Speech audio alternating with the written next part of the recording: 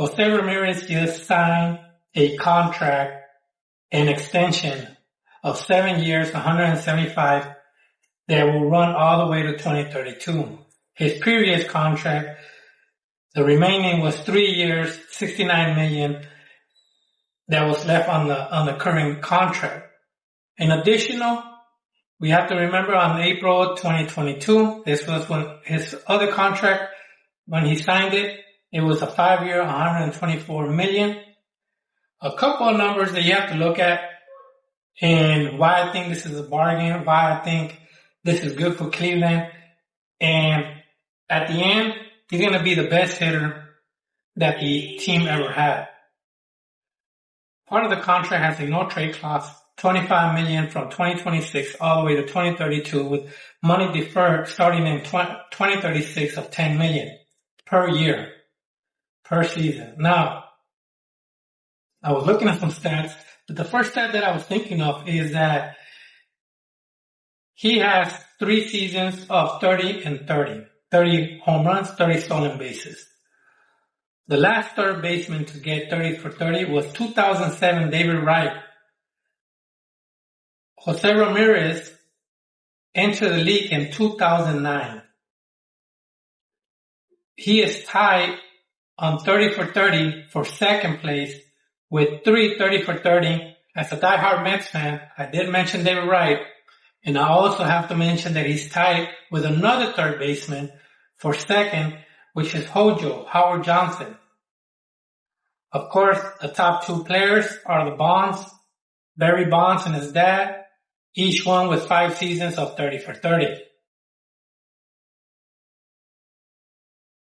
Looking at the deferred money that he'll get, if he goes MVP, I know a lot of people are saying Aaron Judge, he's always going to get it. But if he gets first, he'll get $500,000. If he gets second or third on the voting, he'll get $300,000. Fourth and fifth, $150,000 if he finishes on the voting. He also has a private jet to attend the All-Star and an extra room on road trips. And now we got to look at the stats on the Guardians of why I think he'll be the best Guardian. Once again, I'm a diehard Mets fan. Pete Alonso just broke the home run record for the Mets franchise. And I think that Jose Ramirez is going to break almost every record on these next 7 seasons if he stays healthy. He does have 7 All-Star games in 13 seasons. I believe that the record for the Indians for first place is 8. And if you look at all the stats, these are the ones that he's currently in second. It's total bases, stolen bases, home runs, RBIs, and at-bats. He's also third on the next, and those are runs scored, doubles, games played, offensive WAR, 7th in hits, and 9th in bases on balls for the Cleveland Guardians. Most of these records are by Hall of Famers, and some soon to be Jim Thome, LaJoy, Chris Speaker, to name a few. Once again, covering the 30 for 30, there's been 51 players, and like I mentioned, not a lot of them, how can I say this, third basemen. I think that when they made the trade of trading Francisco Ramirez, and yes, Francisco Ramirez was going to get the most attention, shortstop, flexibility, more known than Jose Ramirez. Because we have to remember, I believe that both of them, don't quote me on this, maybe they didn't get 30 for 30, but I know each one had 30 home runs.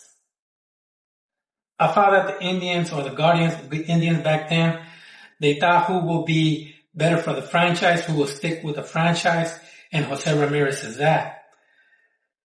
If you look at the FanGraph depth chart, the starting lineup only has 2 players that didn't start with the Guardians. That means internationally drafted or whatever the case might be.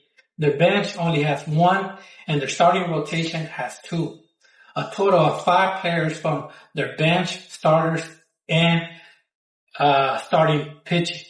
The bullpen, I don't know how many they have, but they have quite a few, maybe 3 or 4.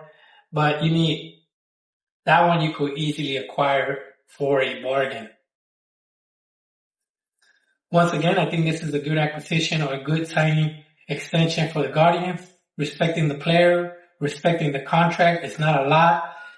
I believe that I forgot what it's called, that if you don't want to be a free agent, you sign again with the team. I forgot the title. I phoned off right now. I believe it's $21 million, or else your team gets a draft. This is an average of 25 plus 10, 35 in reality with the deferred money, but still good for the franchise, because I heard that one of the reasons he did the deferred is for the team to use that money to competing. I know Stephen Kwan is going to be a free agent, I believe, in 2 years, but he's one of those players that if the Guardians don't see him that he's going to get a bargain contract, or he is above what they're willing to pay him, he's going to be one of those players that they're going to trade and build part of the franchise,